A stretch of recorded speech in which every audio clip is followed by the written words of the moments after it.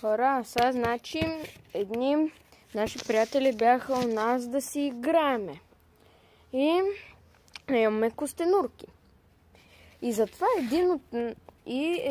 един от нашите приятели, момче, Даян се казва, не знам дали ще го видите. Аз не знам изобщо ще го видите. Добре, да продължаваме към видеото. И сега, той измисли да направим къщичка за костенурка. И ние направихме една къщичка. И сега ще ви покажа къщичка, която аз направих и където заедно направихме и направих малко подобрения. Сега ще ви кажа. Ето я и къщичката. Левел 5. Значи, каквото правите? Разтваряте. Тук и това разтваряте.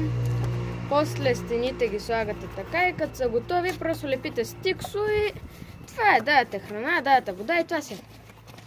И сега ще видим, ако костенурката ще го хареса.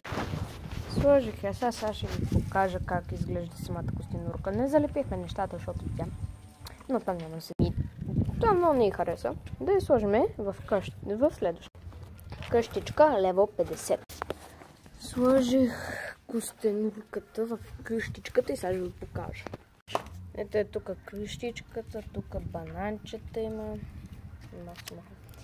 Ето тук е хранилката, ето костенурката, ето е и къщичката. Ето така къщичка тук.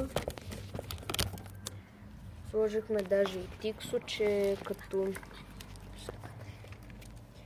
като може, ако лака, направо така тлепаме тиксото и самия потек.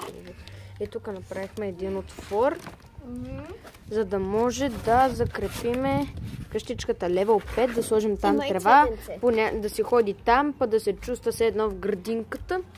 И затова и сега ще го лепнем и ще ви покажем. И сега ще ви покажа резултатите.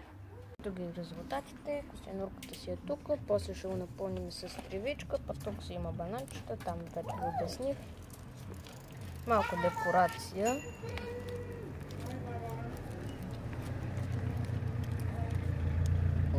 Декорацията не иска да се държи, но ще оставим така и така. Ето е костенурката, където винаги се влиза. Къщичка. Тая декорация не ще.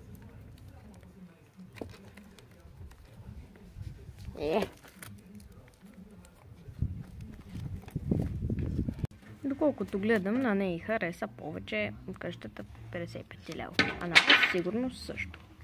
Чао!